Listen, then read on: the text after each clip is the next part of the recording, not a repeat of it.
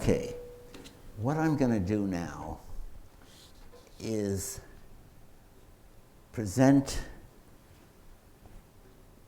pull together the ideas I've put forward in sessions 1 and 2 in a little more simple way. I think as I get more deeply into this, and it's not that I've got it, I think I'm further along today than last week, so that I'm in a position now to pull the ideas together in a very, very simple way.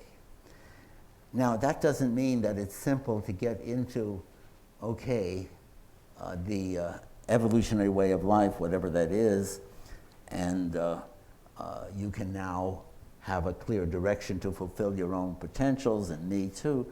No, the amount of work involved is a lot. As a matter of fact, I don't know how long it will take. I feel that I have reached the point where I can continue to develop.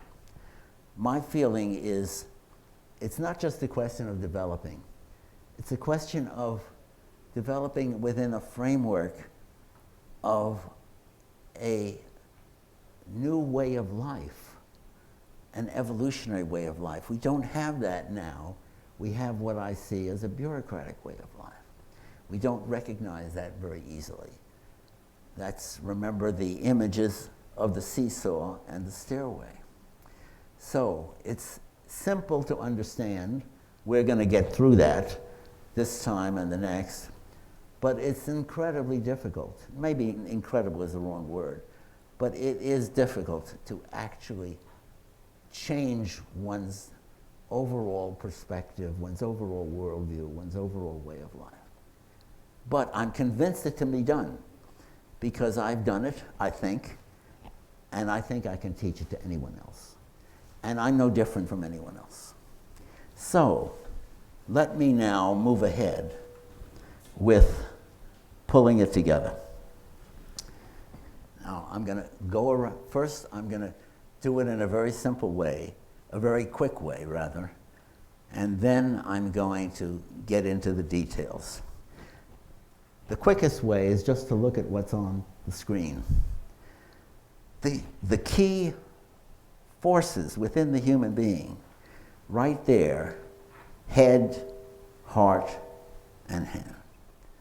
Very simple, but that doesn't do it for us, but that does do it in a sense that intellectual development, emotional development is crucial. For example, people who reject that in general are, of all people, social scientists because they don't see in general the importance of emotions.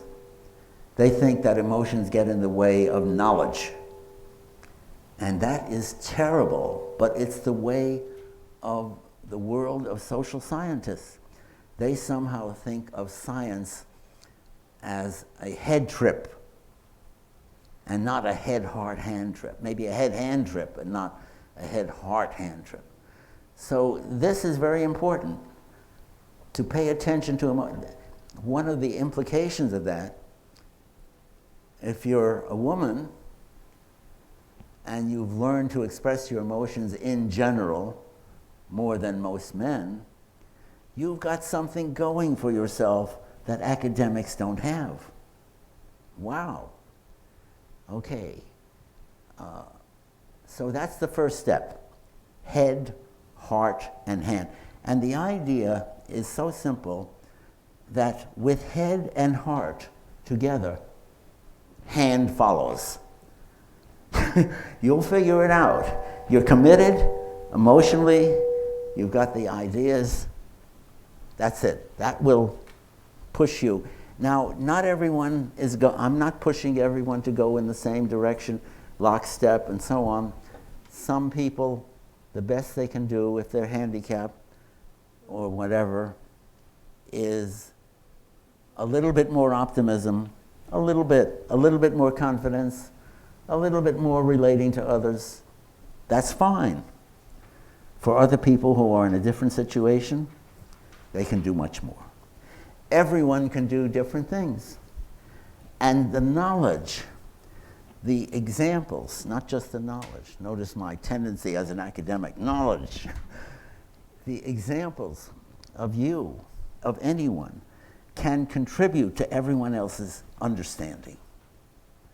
Not just published knowledge. Once again, the academics, they're mainly concerned with what's published. There's a reason for that, because everyone reads what's published, so there's an interaction, etc. But what I'm arguing is the knowledge that anyone experiences is important and can be published. It's just as useful as published knowledge. So this is a way of empowering people who don't have the PhD or the MA or whatever. We all are equal. This is a very democratic idea. Now, I'm not saying that, okay, what do you do about the homeless now? Or what do you do about North Korea? Remember the 3-minute video, one step at a time. If we can continue and succeed here in this room, I'm planning to keep going, not a 4-session seminar each month, once a month, planning to continue. I don't know how long it will take, but if we can do it here in this room, then we can convince other residents. We can open up to the people working here. Remember, this is on YouTube. And we can be the shining light for the world, not just other retirement homes, any organization. We're not saying, hey, you've got to have a 4-year education to do this. It's costing a lot of money. This is free. And we have to demonstrate it, and we can. And I think we will, over time, with a lot of work. Let me keep going from this to a next step, another way of pulling it together. Once again, I'm staying with head, heart, hand, but now I'm getting more specific. Now, you've been in here before, and you know a little bit about my background, and you've read some stuff in the book and so on. So I'm going to get more specific now. Head. There has never been the interdisciplinary integration that is in your textbook.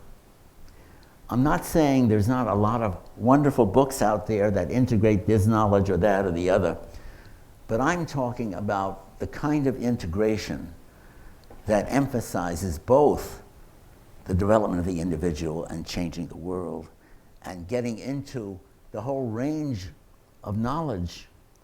For example, take physics, chemistry, biology, anthropology. Pull them together. This is just a few disciplines. And what you can have are the following. Well, what comes out is the individual is the only organism within the entire known universe that can evolve within his or her own lifetime. No other organism, they have language, but not our complex language. They can't do it. Another thing, remember the physics and chemistry here. Okay, what is the nature of our universe?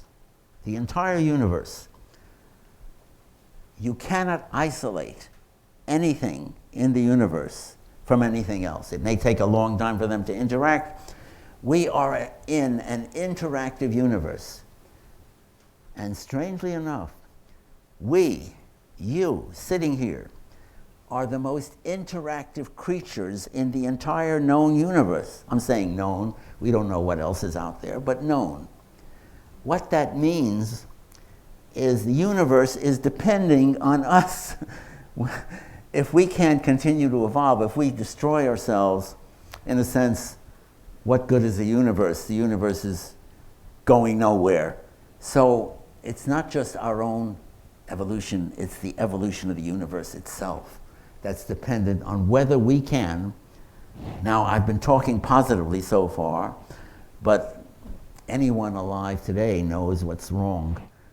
How many huge problems that threaten the very existence of the human race are there.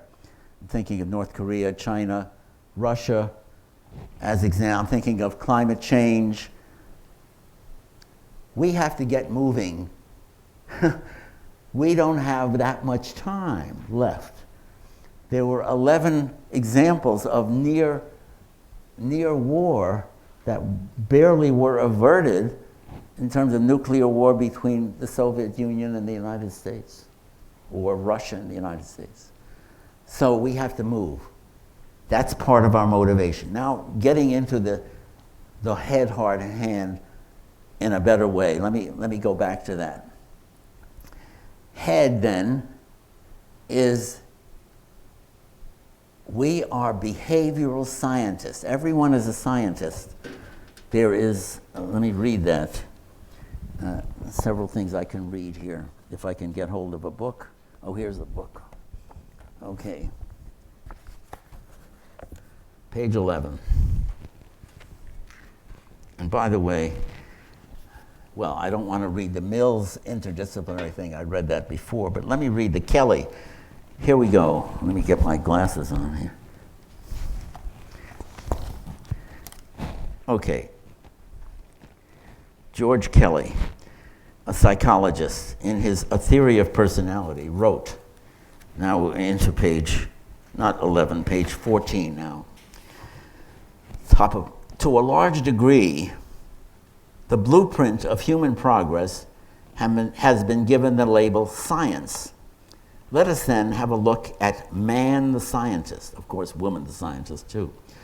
Might not the individual man assume more of the stature of a scientist, ever seeking to predict and control the course of events with which he is involved? Would he not have his theories, test his hypotheses, and weight his experimental evidence? In everyday life, we act just like scientists.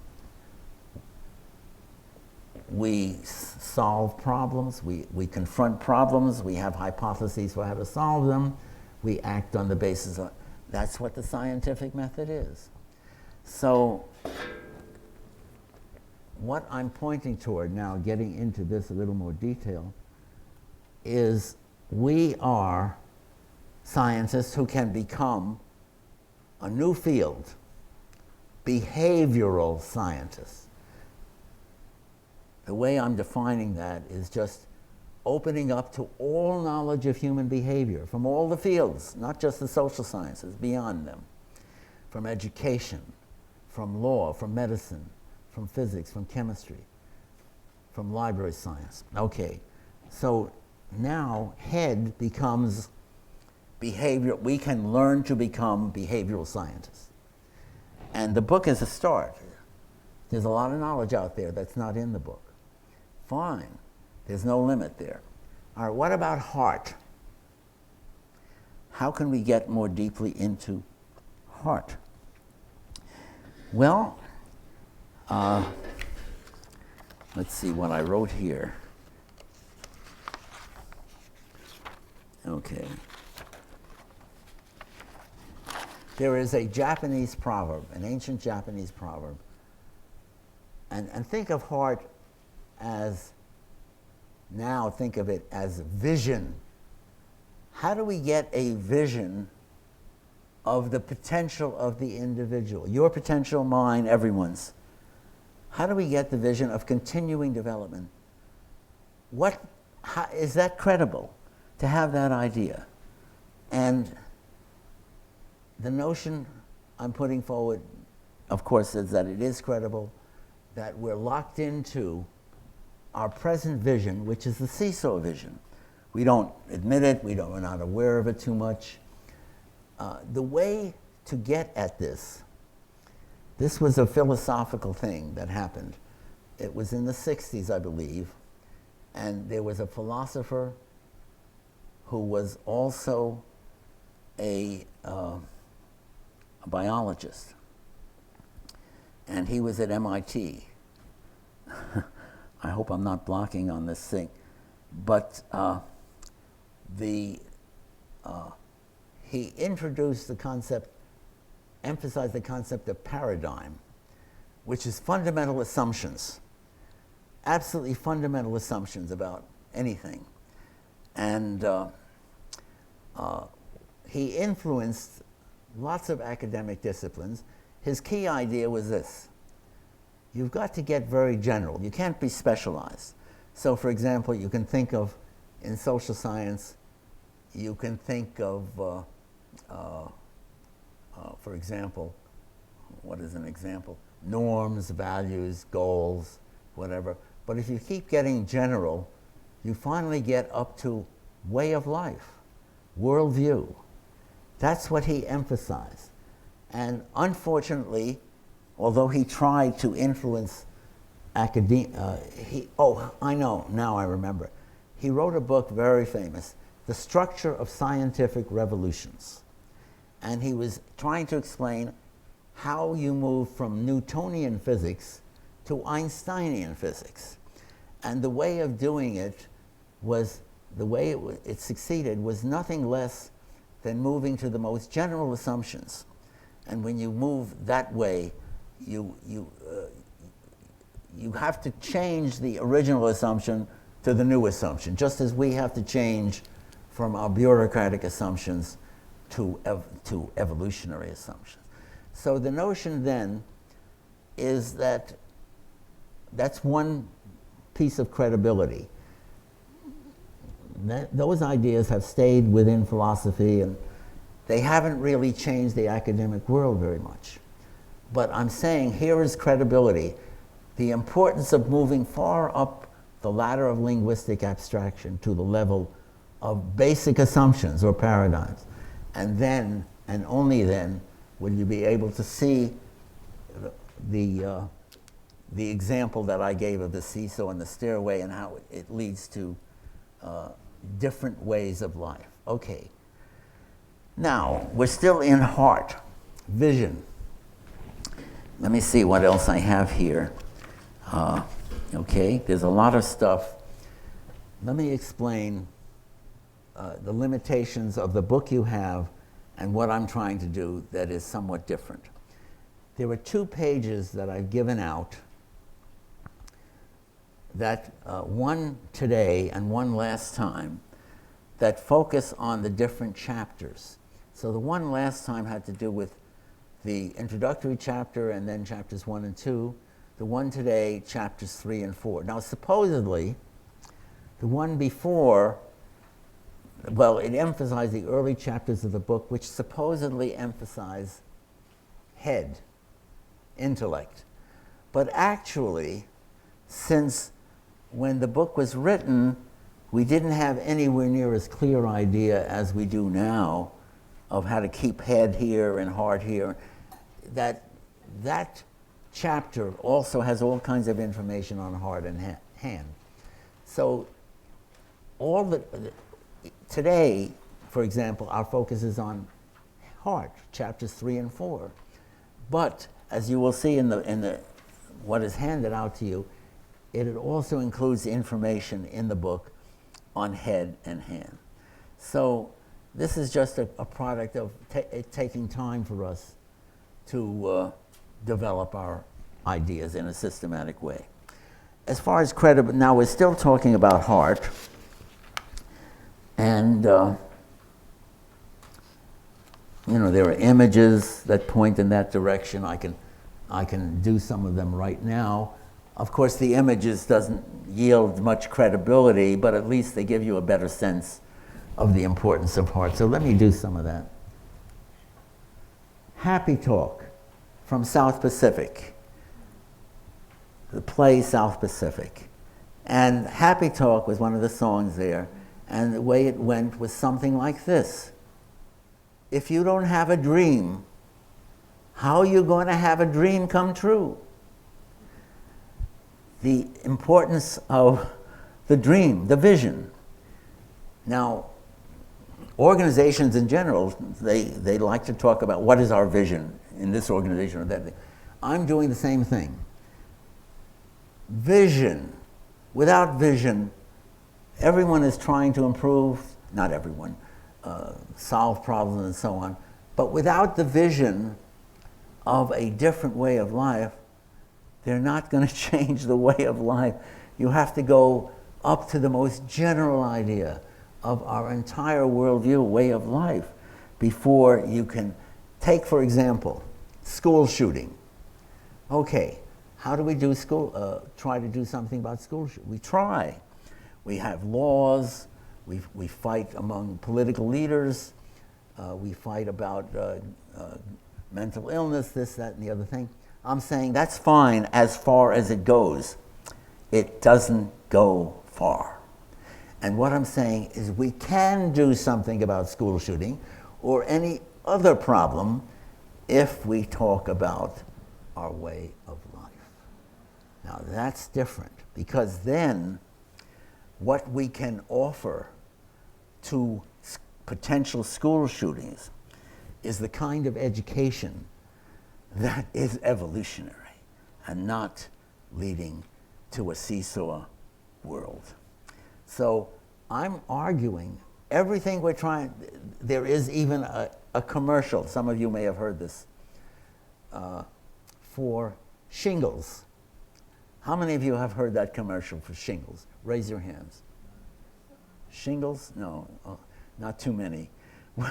Well, I've started, I might as well continue with it. Shingles is when you have chicken pox as a child, you have the basis for developing shingles as an older person. And so the only way to do something about shingles is some kind of drug called Shingrix. So the way the commercial goes is this. Someone says, oh, I'm doing so well in terms of health, exercise. Oh, look at my weight, and oh, I'm doing wonderfully, and I feel confident. And then the voice says, that's fine, you're doing well. Shingles doesn't care. Shingrix protects. And what I'm saying is, that's wonderful what everyone is doing. Fine. But unless they go into the basic way of life, they're not going to solve that problem. Whether the problem be school shooting, climate change, world war, or any problem that we have. You need, the Shingrix, of course, is a different way of life, an evolutionary way of life, is the Shingrix we desperately need. This doesn't put down all the efforts that are presently going on to solve problems. Shingles doesn't care. Shingrix protects. So that's the importance of vision.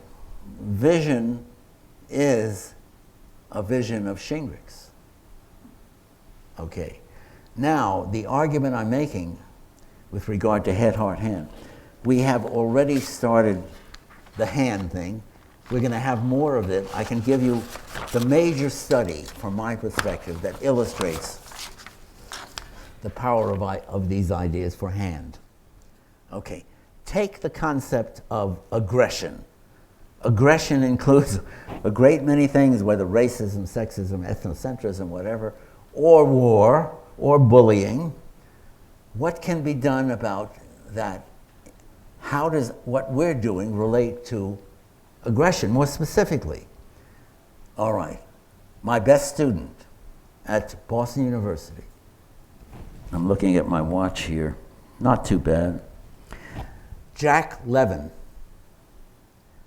and I'm going to open this up for discussion very shortly now because it's getting close to 2:30. Jack Levin did an experiment on introductory sociology students. He initially did a measure of their degree of prejudice against some minority group. Okay? He also did an initial measure at the beginning of the semester, early so that they forgot about it when he did the actual test. He was asking whether they compared their grades to other students or to the class average or to their own previous grades. Were they more developmental in terms of their own previous grades or more outward-oriented, bureaucratic? Later, he frustrated them tremendously. Now it wouldn't be possible to do that because people would argue, you can't do that, some people might go off the deep end. But he gave them an aptitude test for a phony aptitude test for graduate school. He had the dean come in. Oh yes, everyone believed afterwards, yes, it was legitimate. He flunked them miserably. The test was, he made up words, definitions of tests. He had a great time doing it, and everyone was flunked.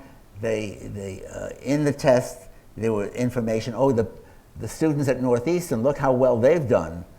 What, you flunked? Very frustrating.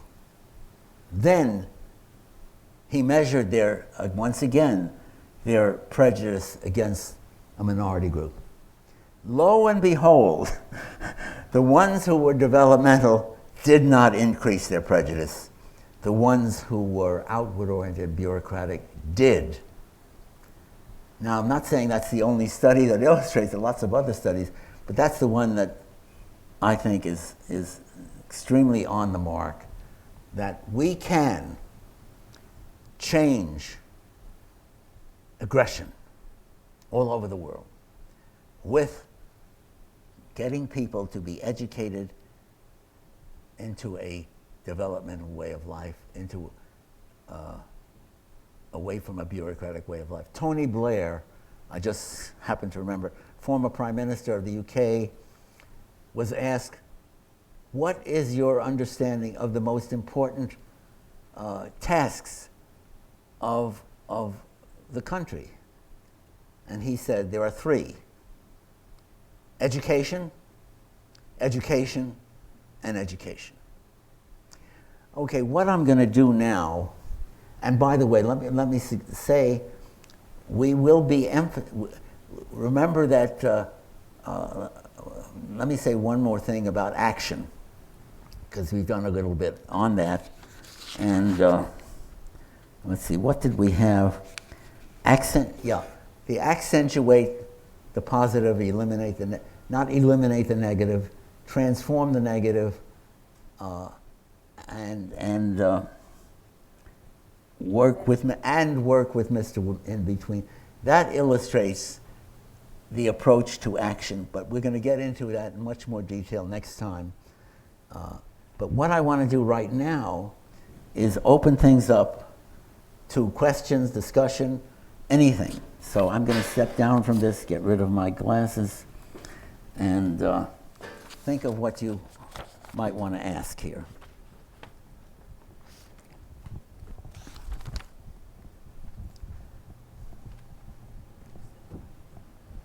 Oh yeah, definitely.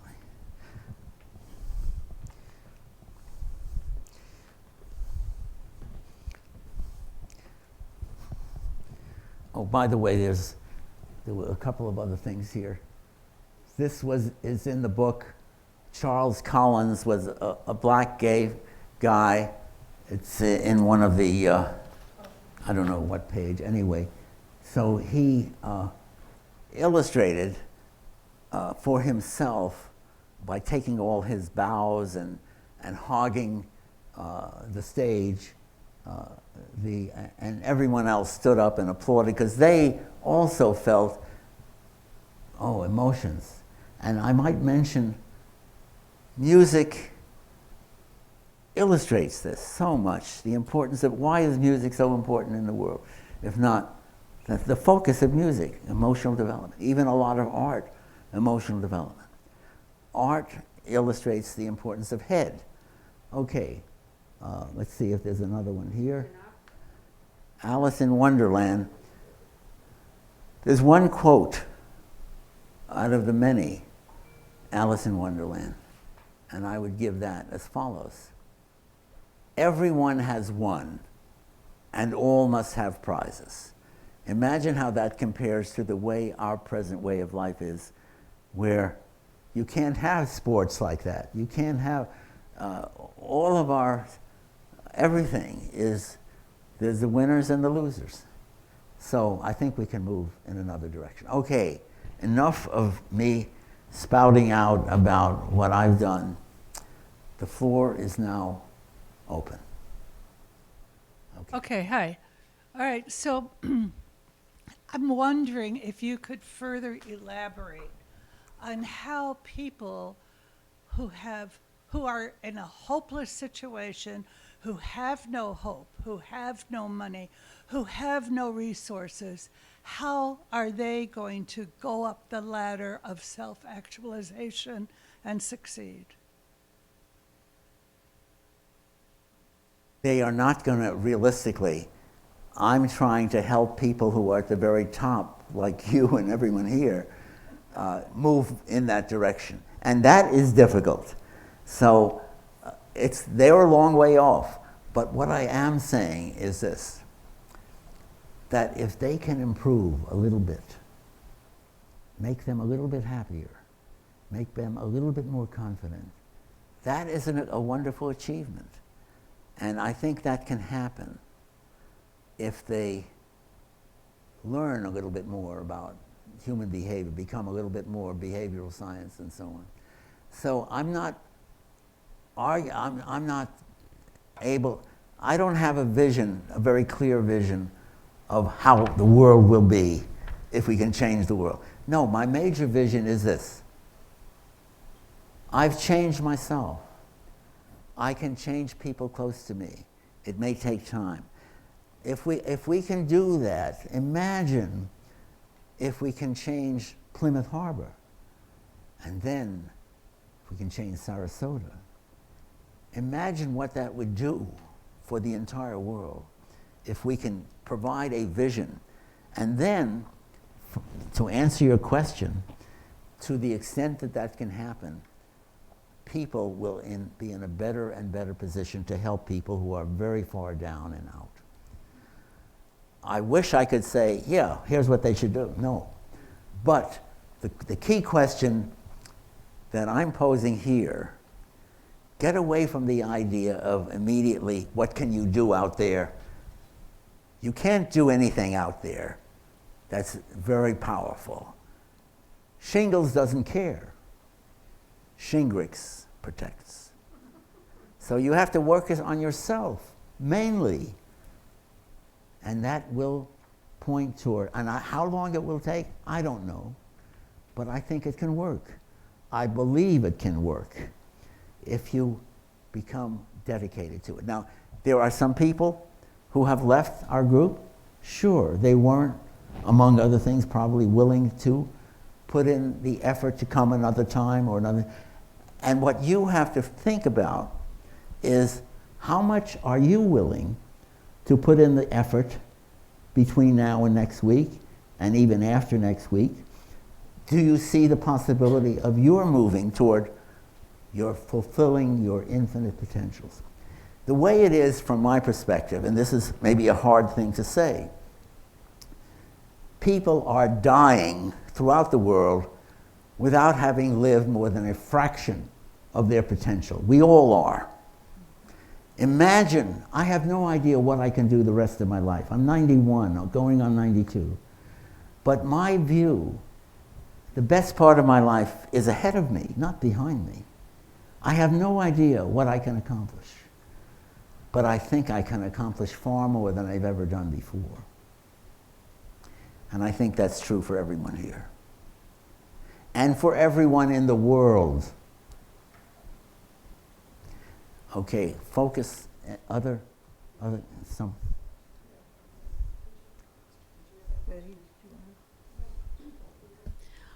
Kind of an answer to that, my life, I have one degree that's called human scientist.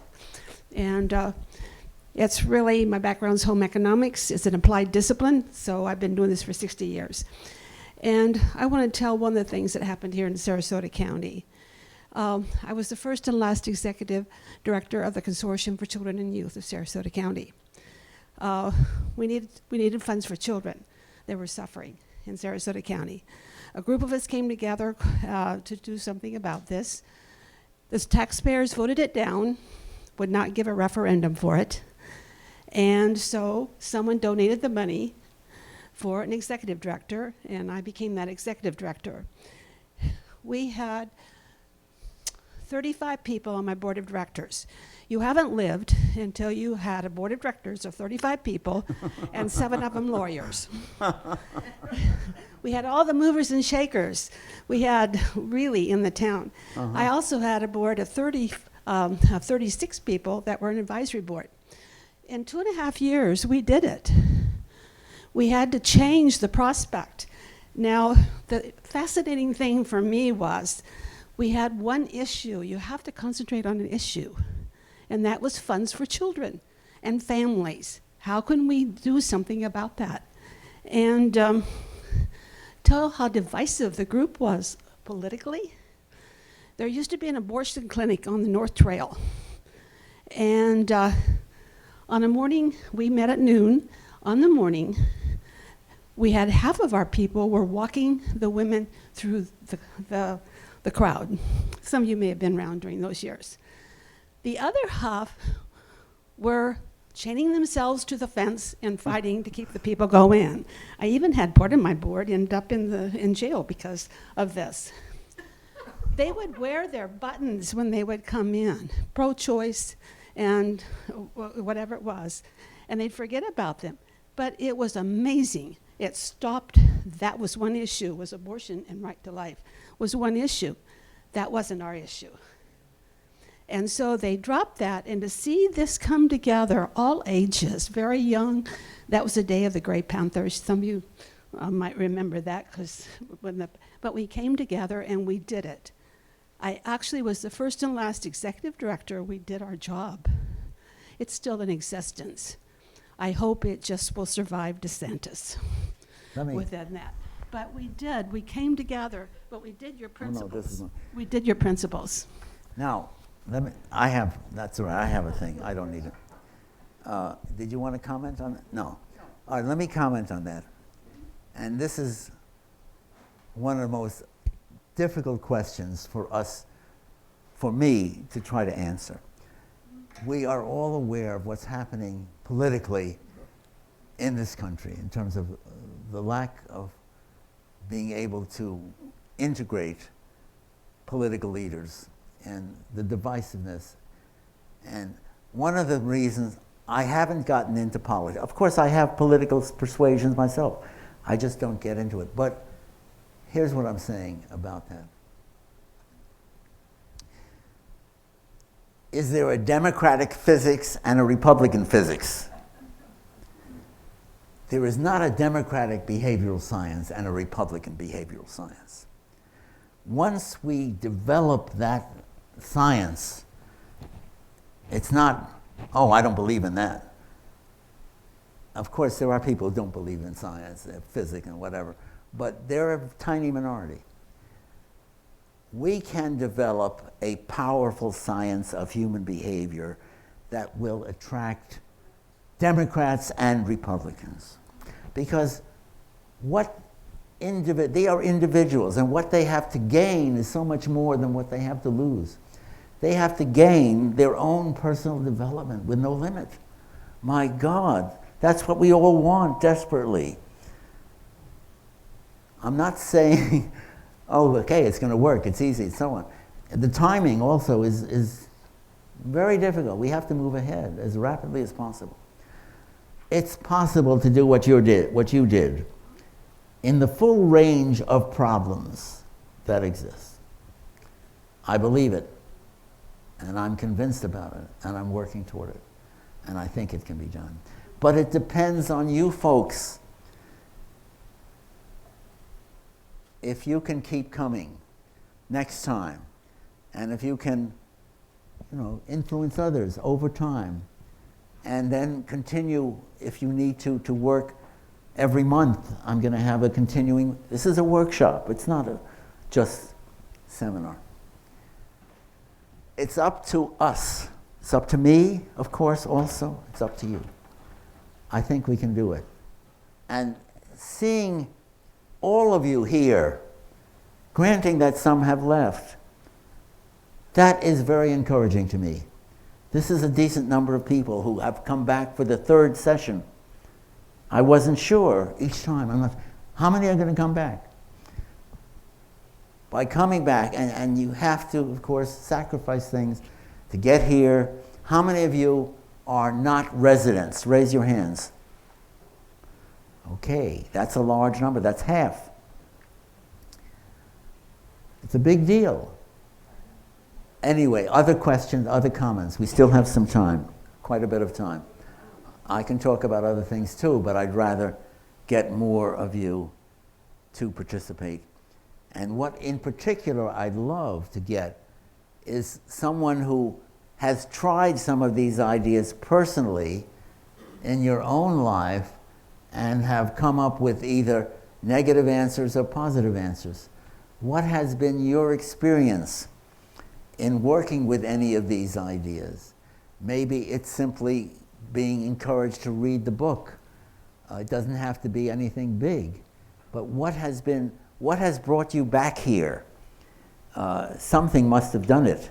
You must have gotten some positive something somewhere. So I'm interested in hearing about your experiences, positive and negative. Yeah, you want to get the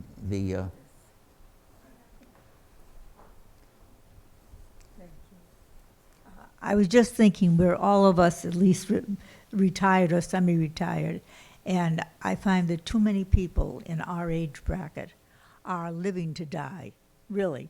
They figure it's all over now, and it's, you know, it's waiting to die, and I'm fighting like hell because I'm not ready yet.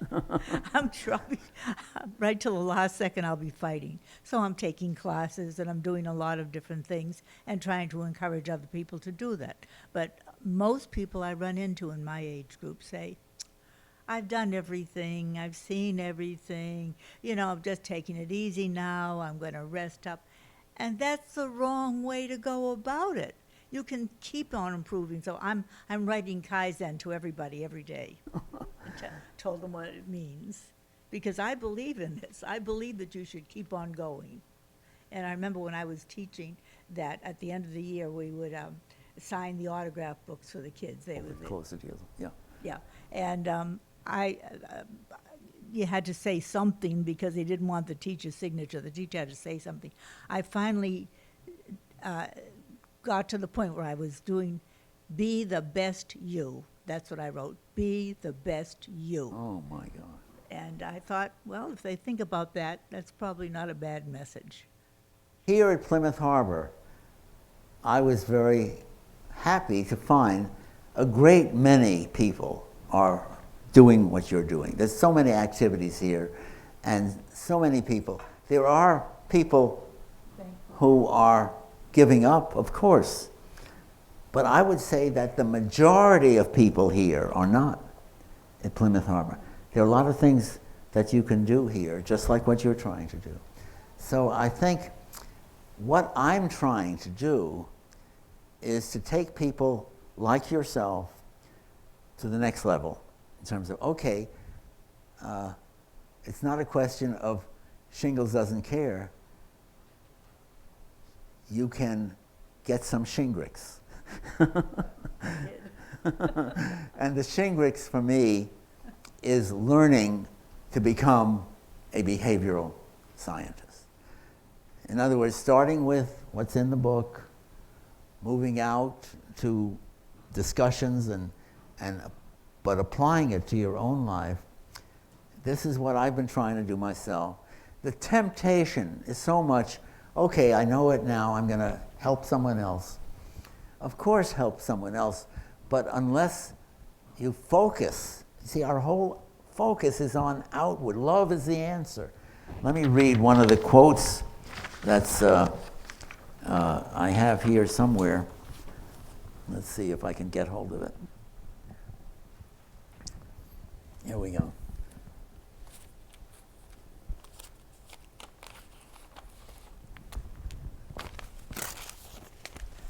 Okay. Here we go. All right, Eric Fromm, well-known psychoanalyst. The failure of modern culture lies not in the fact that people are too selfish, but they do not love themselves. Now, the whole question of what we've been talking about is the problem of the world that there are evil people or ignorant people. And it was so many people in history, Socrates is one example, way back when, who emphasized it is ignorance and not evil. People are not born evil. They learn to become aggressive. Everyone has this potential. I mean, I'm not saying, okay, I'm all ready to change someone who is deeply aggressive. No, I'm not ready for that.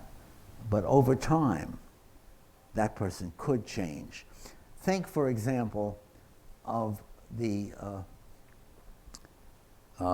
Netherlands and the area in Europe where that whole area of Northern Europe, where they emphasize the treatment of people who break the law, including murderers. And they are incredibly successful in turning them around with the kind of system that treats them as human beings and tries to educate them. And it works so much better than of course, we have a much different, a more difficult system. We're a much bigger country, we have a lot more violent crimes, we have guns all over the place. It's very hard to do the same. But the Scandinavian countries have done an amazing job. We could do that too. We could learn to do that. But we need Shingrix. Yes, okay. Just a minute. Use the microphone. Hold it near your lips. Mention shingles. Well, shingles in dermatology and medicine is the most horrible disease. And it's just so scary that when you say shingles, I don't know what. Well, there is a drug that you can take that protects you. Well, I'm not so sure. Well, you haven't seen the commercial. I know, but it's a horror.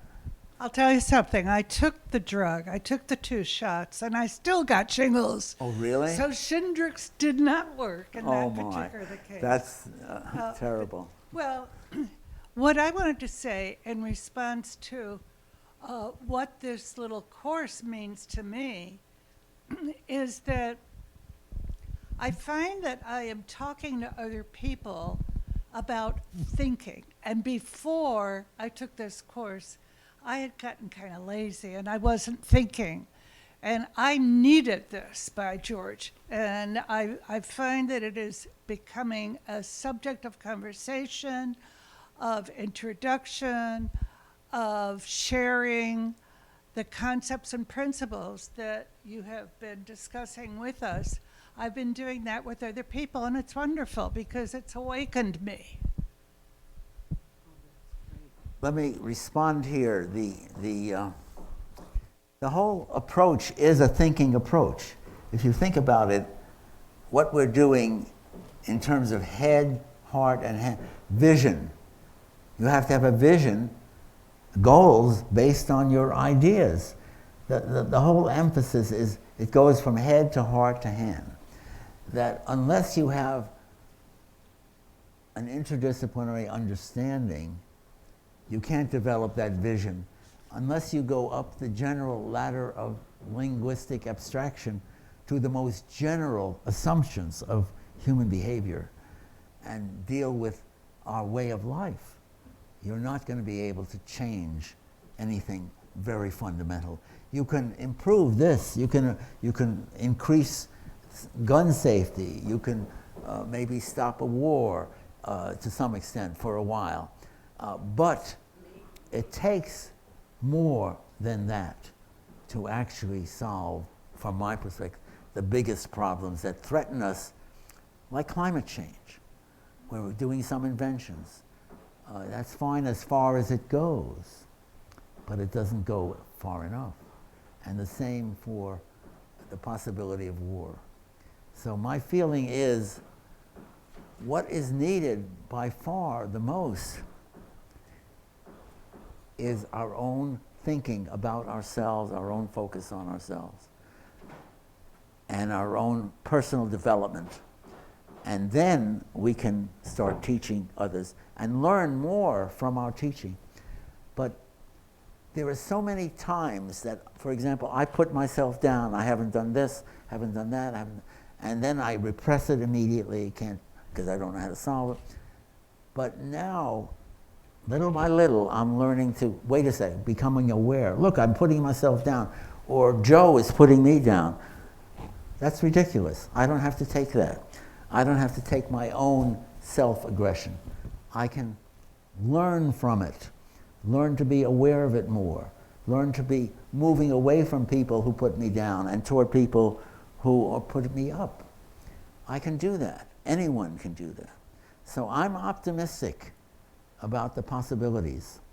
I think we have, even though we are much older than most people, we have time.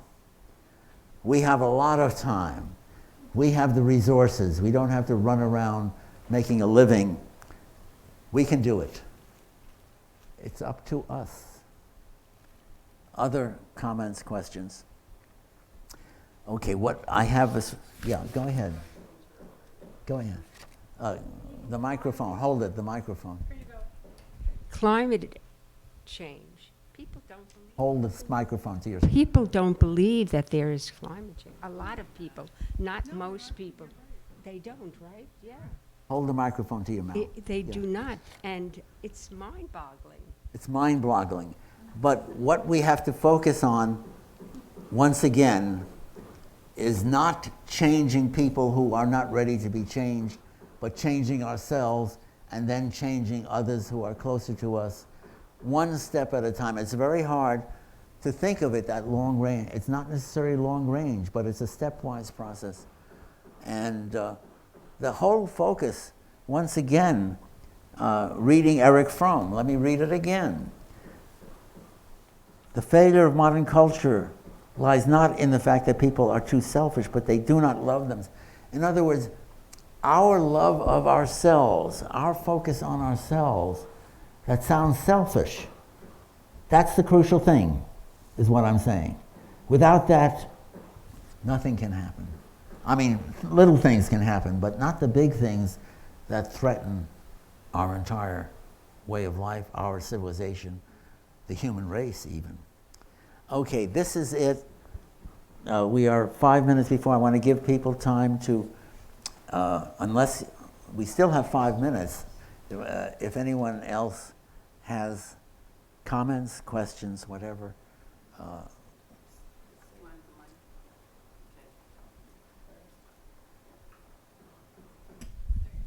I just want to thank you for